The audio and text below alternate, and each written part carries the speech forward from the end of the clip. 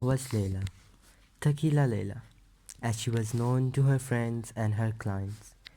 Tequila Layla, as she was called at home and at work, in that rosewood colored house on cobblestone Kulsidau down by the wharf, nestled between a church and a synagogue, among lamp shops and kebab shops, the street that harbored the oldest licensed brothels in Istanbul.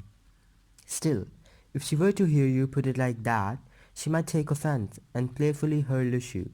One of her high-heeled letters. Is, darling, not was. My name is Tequila Layla. Never in 1,000 years would she agree to be spoken of in the past tense. The very thought of it would make her feel small and defeated, and the last thing she wanted in this world was to feel that way. No, she would insist on the present tense, even though she now realized with the sinking feeling that her heart had just stopped beating and her breathing had abruptly ceased, and whichever way she looked at her situation, there was no denying that she was dead. None of her friends knew it yet. This early in the morning they would be fast asleep, each trying to find the way out of their own labyrinth of dreams. Lila wished she were at home too, enveloped in the warmth of bed covers, with her cat curled at her feet, purring in drowsy contentment. Her cat was stone deaf and black, except for a patch of snow on one paw. She had named him Mr. Chaplin, after Charlie Chaplin, for just like the heroes of early cinema, he lived in a silent world of his own. Tequila Layla would have given anything to be in her apartment right now. Instead, she was here, somewhere on the outskirts of Istanbul, across from a dark, damp football field, inside a metal rubbish bin, with rusty handles and flaking paint. It was a wheelie bin at least 4 feet high and half as wide. Leila herself was 5'7", plus the 8 inches of her purple slingback letters, still on her feet. There was so much she wanted to know. In her mind, she kept replaying the last moments of her life, asking herself where things had gone wrong. A futile exercise, since time could not be unravelled as though it were a ball of yarn. Her skin was already turning greyish-white. Even though her still cells were still abuzz with activity, she could not help but notice that there was a great deal happening inside her organs and limbs. People always assumed that a corpse was no more alive than a fallen tree or a hollow stump, devoid of consciousness. But given half a chance, Leila would have testified that on the contrary, a corpse was brimming with life. She could not believe that her mortal existence was over and done with. Only the day before she had crossed the neighborhood of Pera, her shadow gliding along the streets named after military leaders and national heroes, streets named after men. Just that week her laughter had echoed in the low-ceilinged taverns of Galata and Kurtulush, and the small stuffy dens of Tofane, none of which ever appeared in travel guides or in tourist maps.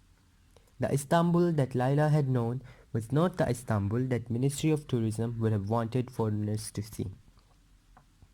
Last night she had left her fingerprints on a whiskey glass and a trace of her perfume, Paloma Picasso, a birthday present from her friends, on a silk scarf she had tossed aside on the bed of a stranger, in the top floor suite of a luxury hotel. In the sky high above, a silver of yesterday's moon was visible, bright and unreachable, like the vestige of a happy memory. She was still part of this world, and there was still life inside her. So how could she be gone? How could she be no more, as though she were a dream that fades at the first hint of a daylight?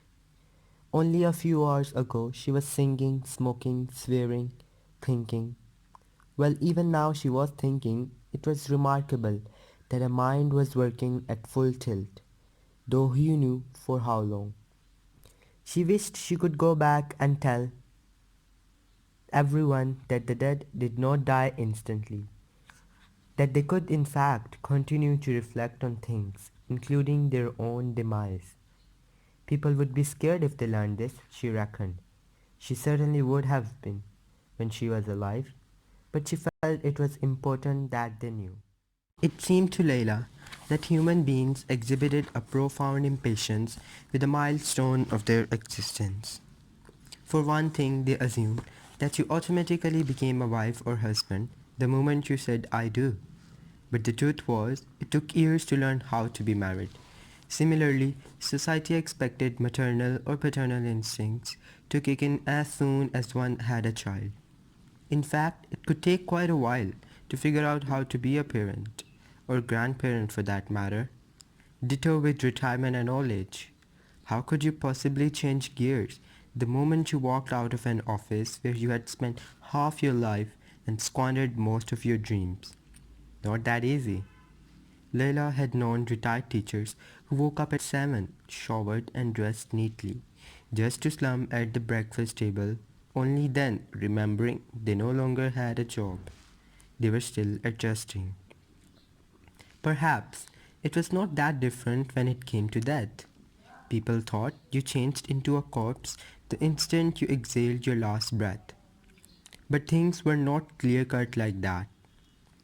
Just as there were countless shades between jet black and brilliant white, so there were multiple stages of this thing called eternal rest.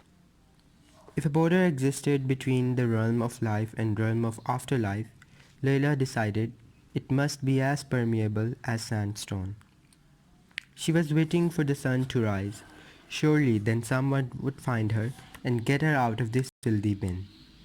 She did not expect the authorities to take long to figure out who she was. All they had to do was locate her file. Throughout the years, she had been searched, photographed, fingerprinted, and kept in custody more often than she cared to admit. Those backstreet police stations, they had a distinctive smell to them.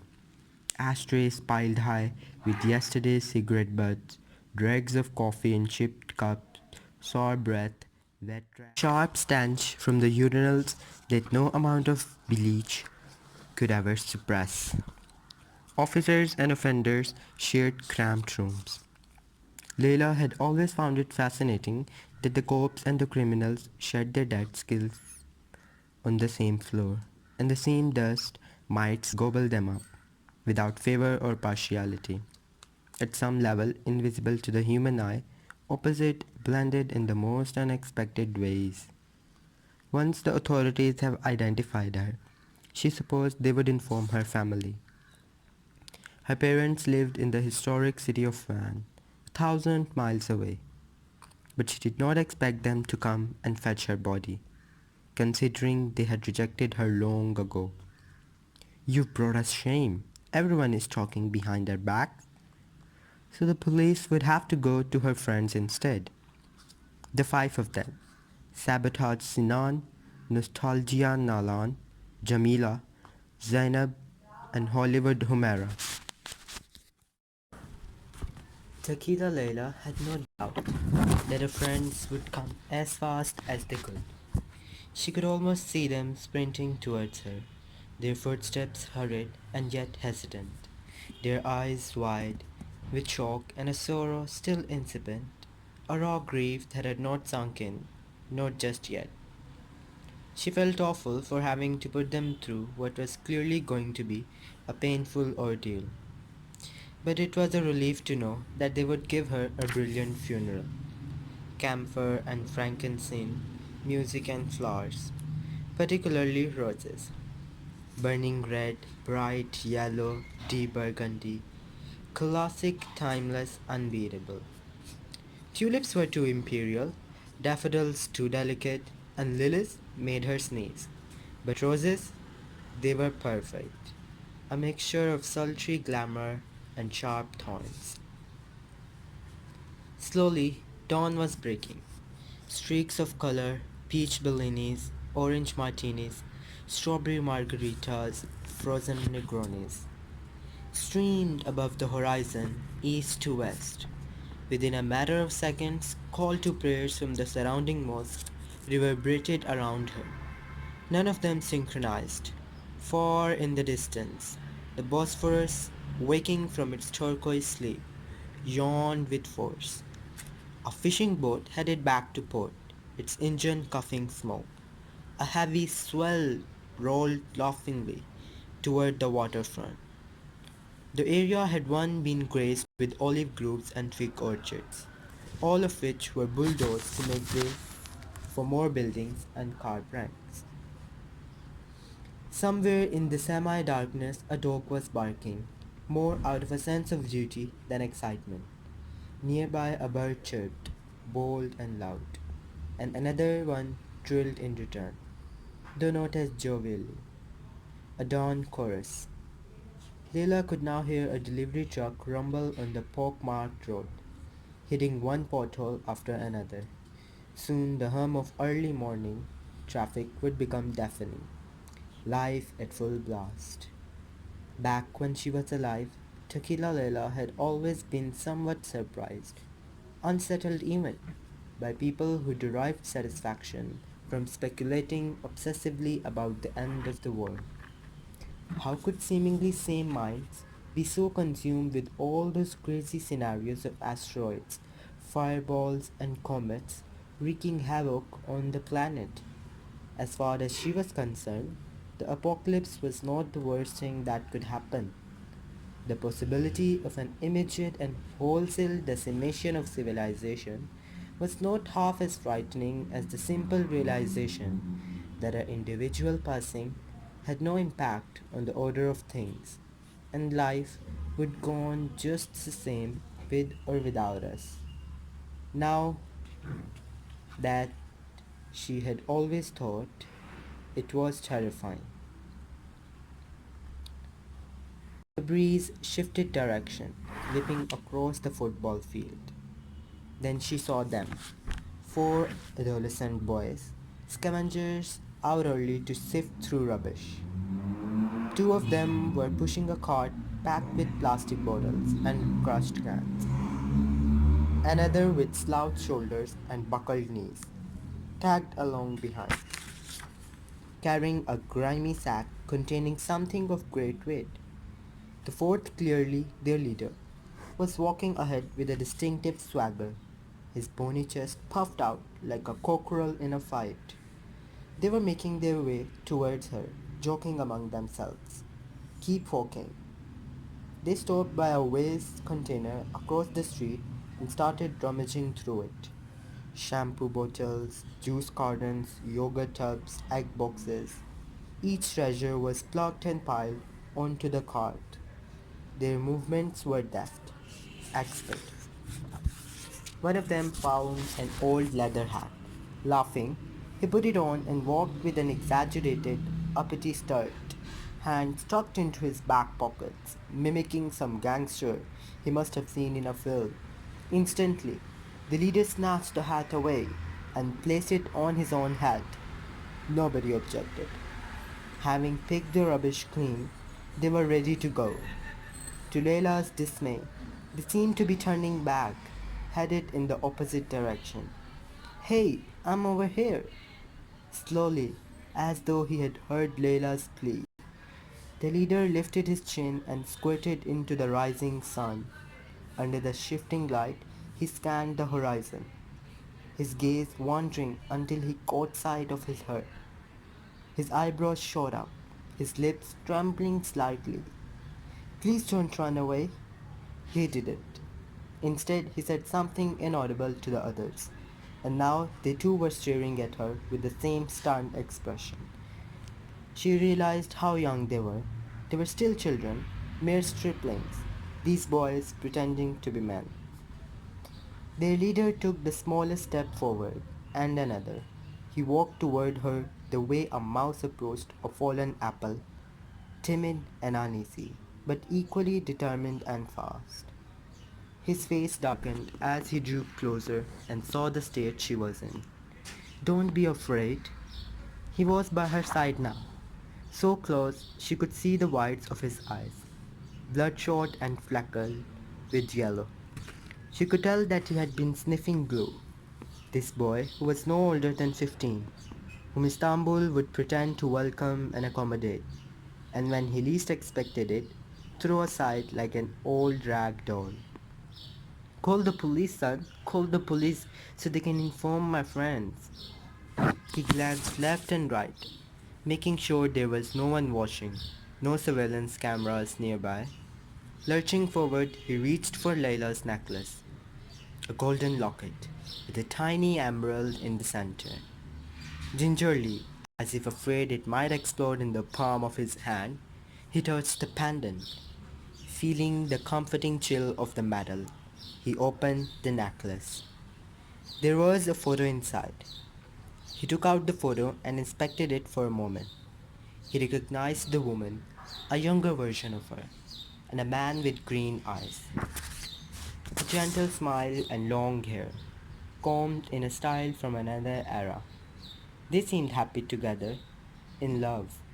On the back of the photo, there was an inscription: Daughter of Ali and I, Spring 1976. Swiftly, the leader yanked off the pendant and stuffed his prize into his pocket. If the others, standing quietly behind him, were aware of what he had just done, they chose to ignore it. They might be young, but they had enough experience into the city to know when to act smart and when to play dumb. One o- Only one of them took a step forward and dared to ask, his voice merely a whisper. Is she? Is she alive? Don't be ridiculous, said the leader. She's as dead as a cooked duck. Poor woman. Who is she? Cooking his head to the side, the leader studied Layla, as though noticing her for the first time. He looked her up and down, a smile spreading on his face like ink spilled across a page. Can't you see, you moron? She's a whore. You think so? The other boy asked with earnestness, too shy, too innocent to repeat the word. I know so, idiot. The leader turned halfway toward the group and said loudly and emphatically, it will be all over the papers and TV channels. We're going to be famous. When journalists get here, let me do the talking, okay? In the distance, a car revved its engine and roared up the road toward motorway, skidding as it turned. The smell of exhaust mingled with the sting of salt in the wind. Even at so early an hour, sunlight just beginning to brush the minarets, the rooftops, and the uppermost branches of Judas tree, people were already rushing in this city, already late for somewhere else.